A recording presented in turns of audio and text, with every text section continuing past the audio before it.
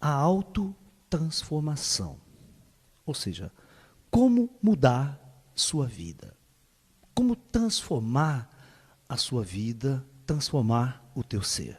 As pessoas são condicionadas em nossa sociedade a buscar determinados valores, os valores impostos pela sociedade, ou seja, obter fama, sucesso, poder e dinheiro. Nós temos na sociedade a famosa pirâmide social, né?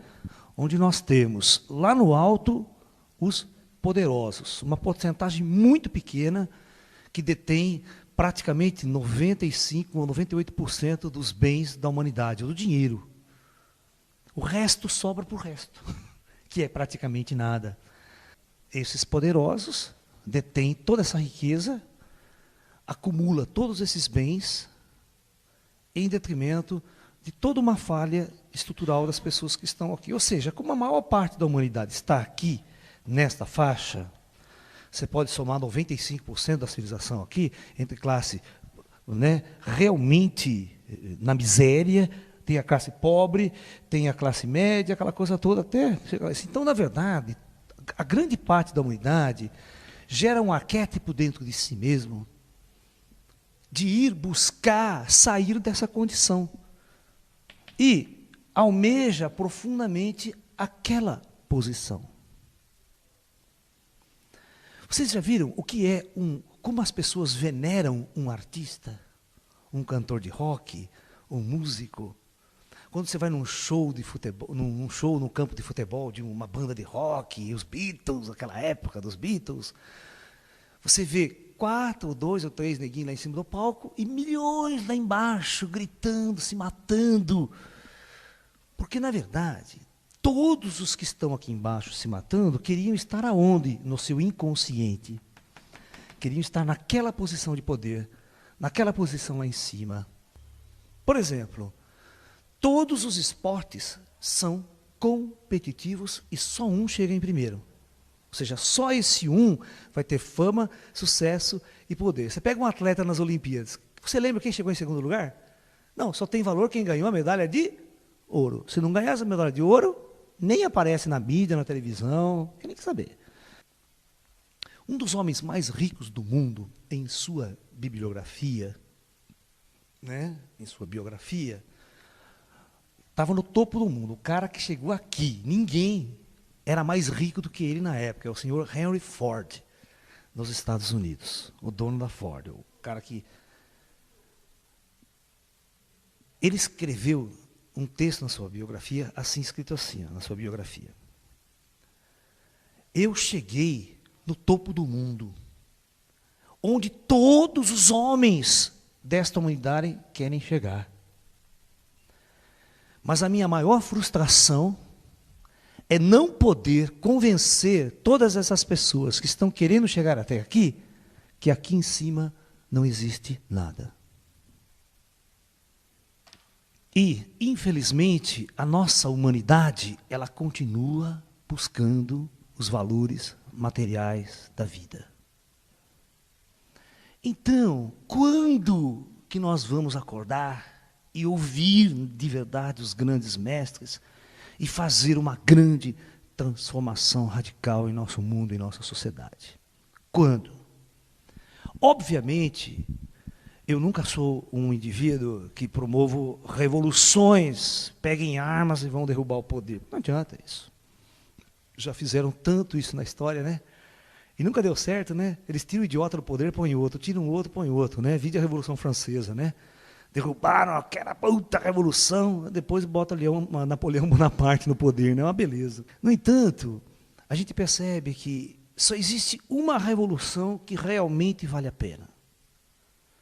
É aquela revolução proposta pelos grandes avatares da história da humanidade. É a revolução do espírito. Você não tem que mudar o mundo.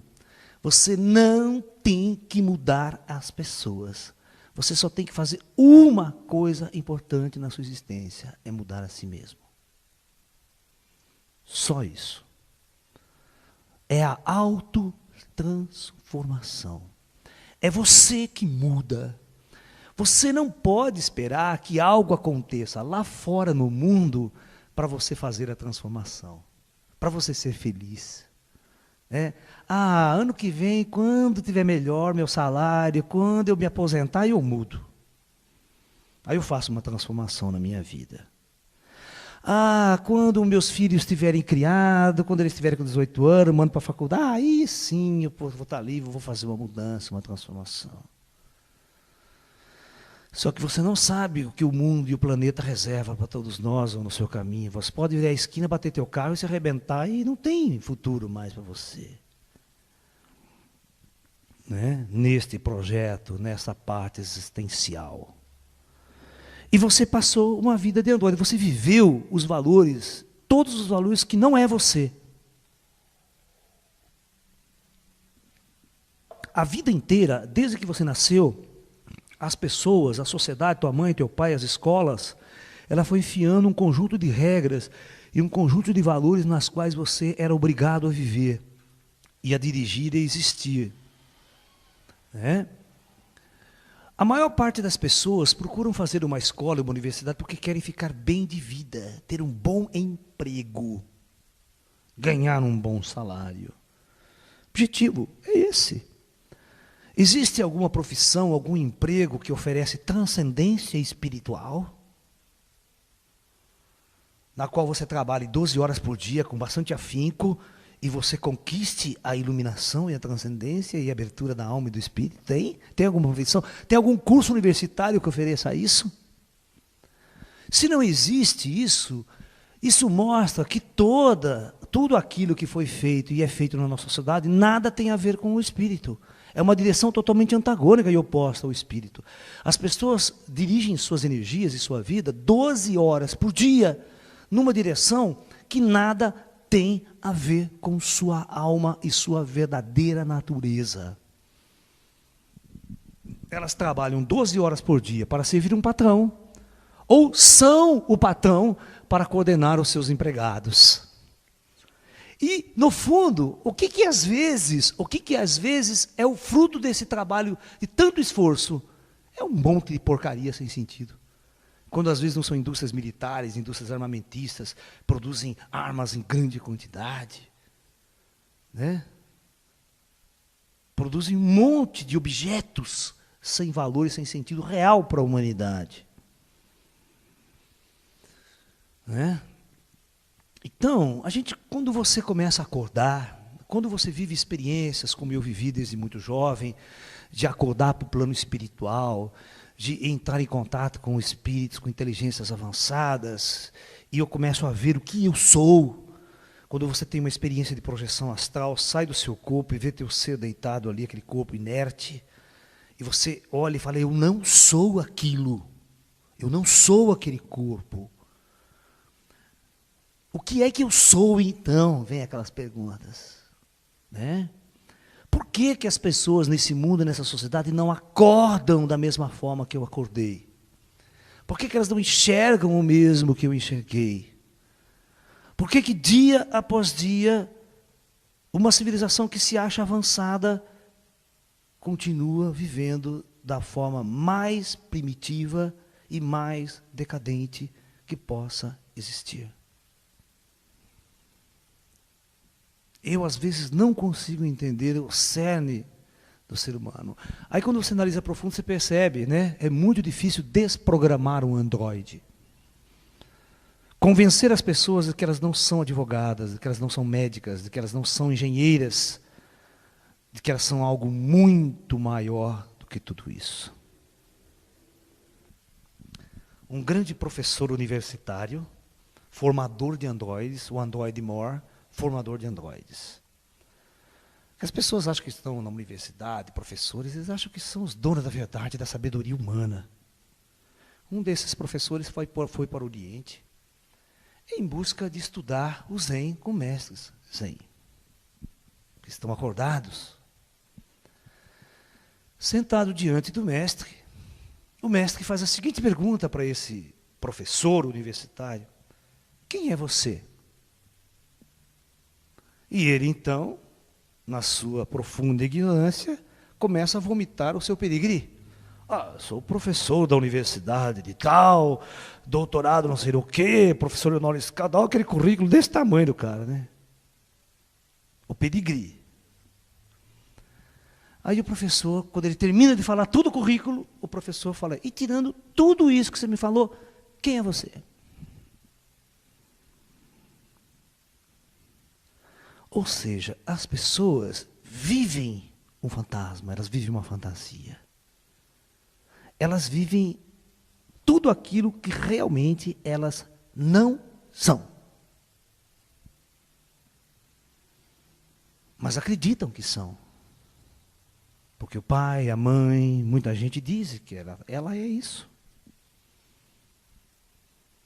E a sociedade produz essas pessoas em formas. Né? Na formatura, todo mundo sai igualzinho, com aquele canudinho, né? Tudo formatados, iguaizinhos. Como então os mestres conseguiam fazer essa transformação? Como fazer essa autotransformação? Primeiro lugar, tem que ser muito macho. Ou seja, tem que ser um guerreiro e tem que ter muita coragem para fazer essa transformação. Porque a primeira coisa que as pessoas têm é medo de abandonar as suas vidas, medo de abandonar o seu caminho, medo de abandonar o seu sonho. O que todos vocês querem? Vocês não se lembram?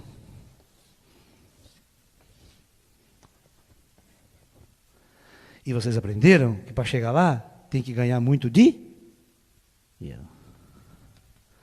Então tudo na vida vocês fazem por dinheiro. Tudo. Se sujeitam a ser escravo para obter o dinheiro. Por que todo mundo ainda quer seguir o caminho de Alexandre o Grande, através de suas conquistas e conquistar? Porque na sociedade isso é crescer, né? Ai, peguei um emprego melhor, um cargo melhor, ai, estou feliz, estou ganhando mais, agora subi na vida. Até ganha o famoso prêmio de operário padrão, né? Isso é maior. O dia que você ganhar isso, bicho, você pode se enterrar. Realmente você está morto e não sabe. Ganhar prêmio de operário padrão é o escravo bonzinho. Sabe aquele escravo bonzinho que nunca questionou o patrão? Não faltou um dia o serviço. Esse é o escravo patrão.